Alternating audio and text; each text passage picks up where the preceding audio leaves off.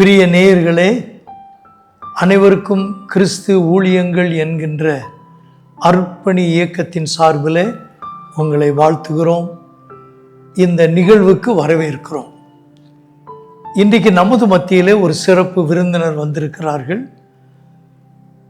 அவர்கள் அனைவருக்கும் கிறிஸ்து ஊழியங்கள் என்கிற இந்த மிஷனரி இயக்கத்தினுடைய நிதித்துறையிலே பணி செய்கிறார்கள். அவர்களை இன்றைக்கு உங்களுக்கு அறிமுகப்படுத்துவதிலேயும் அவருடைய அனுபவங்களை நாம் கேட்டு பயன்பெறத்தக்கதாகவும் நமது மத்தியிலே தன்னுடைய அனுபவங்களை பகிர்ந்து கொள்ள வந்திருக்கிறார்கள். அவர்களையும் உங்கள் சார்பில் நான் வாழ்த்தி வரவேற்கிறேன். அவங்க பேரை கேட்டிங்கன்னா உங்களுக்கே ஆச்சரியமாக இருக்கும். எனக்கே ஆச்சரியமாக தான் இருக்குது. அதை தெளிவுபடுத்துறதுக்கு தான் இப்போ அவங்ககிட்ட ஒரு கேள்வி கேட்க போகிறேன். உங்களுக்கு பிரியங்காங்கிற பெயரை எப்படி யார் செலக்ட் பண்ணது? என்னுடைய பெயர் உண்மையான பெயர் உமா மகேஸ்வரி. உமா மகேஸ்வரி, ஓகே. எங்கள் அம்மா தான் சின்ன வயதுலேருந்தே பிரியங்கான்னு சொல்லிட்டு எனக்கு பேர் வச்சுருந்தாங்க. ஞானஸ்தானம் எடுத்ததுக்கு பிற்பாடு என்ன பண்ணோன்னா என்னுடைய பேர் பிரியங்கான்னு சொல்லிட்டு கன்வெர்ட் பண்ணிவிட்டு நாங்கள் கெசட்டில் மாற்றிட்டோம். ஓ, இப்போ பிரியங்காங்கிறது தான் உங்களுடைய ரெஜிஸ்டர்ட் நேம். ஓகே, ரொம்ப சந்தோஷம் பிரியங்கா. உங்களுடைய இளமை பருவத்தை பற்றி நீங்கள் நினைவு கூறும்போது ஒரு பசுமையான நினைவு ஒன்று சொல்லுங்களேன்.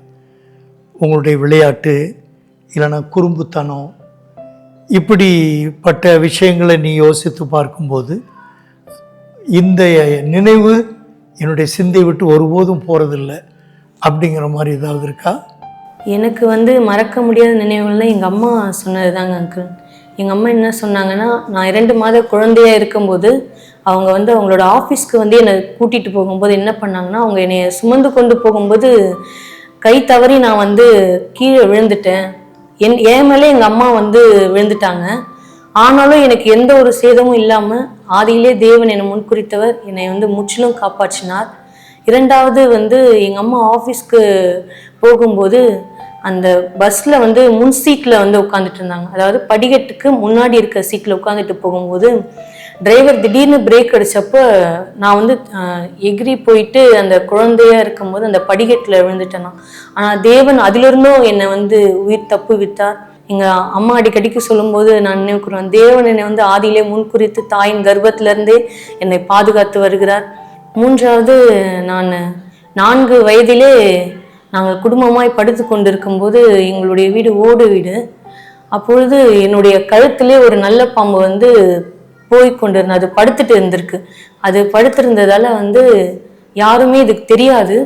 எங்கள் அம்மா தவறி என்னுடைய கழுத்தில் கையை போட வரும்போது பிள்ளையோட கழுத்து என்ன ரொம்ப சாஃப்டாக இருக்குது அப்படின்னு சொல்லிட்டு பார்க்கும்போது அவங்க அதையும் பொருட்படுத்தலை. திடீரென்று ஒரு சவுண்டு, பல்லி கீழே விழுந்த சவுண்டு டப்புன்னு சவுண்டு கேட்கவே அவங்க பயந்து எழுந்து லைட்டு போட்டால் என்னுடைய கழுத்துலேருந்து ஒரு பாம்பு கிராஸ் ஆகி அது மூவ் ஆகி போகுது. தேவன் அந்த காரியத்துல எந்த ஒரு விஷயமும் என்னை எந்த ஒரு ஜந்துக்களின் மத்தியிலிருந்தும் தேவன் என்னை பாதுகாத்தார். அது எனக்கு மறக்க முடியாத ஒரு நிகழ்வு. இந்த மட்டும் தேவனே என்னை வழிநடத்தி வருது. 2 மாத குழந்தையா இருக்கும்போது நீங்கள் மம்மி கையிலேருந்து கீழே விழ, மம்மி உங்கள் மேலே விழ. அப்புறம் 2 வயது குழந்தையா இருக்கும்போது அம்மா உங்களை மடியில் வச்சு பஸ்ஸில் ட்ராவல் பண்ணும்போது அப்போது டிரைவர் பிரேக் போடும்போது நீங்கள் அப்படியே உங்கள் அம்மா மடியிலேருந்து தவறி விழ, ஆனால் ஆண்டோடைய கிருபையினால் படிக்கட்டில் விழுந்ததுனால அதுலேருந்து பாதுகாக்கப்பட்டீங்க. அப்புறம் 4 வயதாகும்போது இப்படி ஒரு விஷ பாம்பு உங்களுடைய நெஞ்சத்தை படுக்கையாக மாற்றி படுத்திருந்திருக்கு. அதுலேருந்தும் தேவன் காப்பாற்றியிருக்கிறாரு. ரொம்ப ஆச்சரியமான காரியம். ரியலாகவே கர்த்தருக்கு பிரியமானவள் பிரியங்கா அப்படிங்கிறதுனால தான் ஆண்டவர் இப்படிப்பட்ட பல நிகழ்வுகள் மத்தியிலையும் உங்களை அழகாக நடத்திட்டு வர்றாரு. ஓகே, ரொம்ப சந்தோஷம். அம்மா அப்பா பற்றி கொஞ்சம் சொல்லுங்களேன். என்னுடைய அப்பா பேர் சீதாராமன் அங்கிள். சீதாராமன், ஓகே. அம்மா பேர் கஸ்தூரி. எங்கள் அப்பா தீவிர சிவபக்தர். அவங்க எங்கள் வீட்டில் அவங்க பூஜை போடாமல் என்றைக்குமே எங்கள் வீட்டில் சாப்பிட்டது கிடையாது. பூஜை போட்டுட்டு 11 மணிக்கு எல்லாம் முடிஞ்ச உடனே தான் அவங்க வந்து சாப்பிடவே ஆரம்பிப்பாங்க. எங்களை வந்து அந்த மதத்தில் வந்து அவங்க திணிக்கலை, ஆனால் வழிபாடுகளை மத்தியில் வந்து அதை கொண்டு போக ஆசைப்பட்டாங்க. எங்கள் அம்மா வந்து ஒரு இந்து பேக்ரவுண்டில் வந்தவங்களானாலும் அவங்களோட வாலிப பிரயாயத்தில் எங்கள் அம்மாவுடைய அத்தையின் மூலமாக அவங்க வந்து சபைக்கு கொண்டு போகப்பட்டாங்க. ஆனால் முழுமையான ரட்சிப்பு இல்லை என்றாலும் அம்மாவுக்கு இயேசுவை பற்றிய ஒரு அறிதல், ஒரு விசுவாசம் அம்மா கிட்ட இருந்தது. அதுவும் இல்லாமல் அம்மா கிட்ட ஒரு பைபிள் இருந்ததுங்க அங்கிள். ஆனால் வந்து நான் என்னைக்கு ரட்சிக்கப்பட்டனோ அன்னைக்கு தான் அந்த பைபிள் இருந்த காரியத்தையே நான் தெரிந்து கொண்டேன். அது வரையும் எனக்கு பைபிள் தெரியாது. அப்பா வந்து ஒரு சிவபக்தர், குளிச்சு பூஜை பண்ணாமல் சாப்பிட்றதில்ல. காலையில் 11 மணிக்கு அப்புறம்தான் காலை சிற்றுண்டியே சாப்பிடுவாங்கன்னு சொன்னீங்க. அந்த வீட்டில் அம்மா வந்து ஒரு பைபிளை வச்சுருந்துருக்காங்க. அது அப்பாவுக்கு தெரியுமா? அது தெரியாதுங்க அங்கிள். அது வந்து பீரோவோட உள்ளறையில் இருந்துச்சு. எங்களோட லாக்கரில் வந்து அந்த பைபிள் இருந்தது.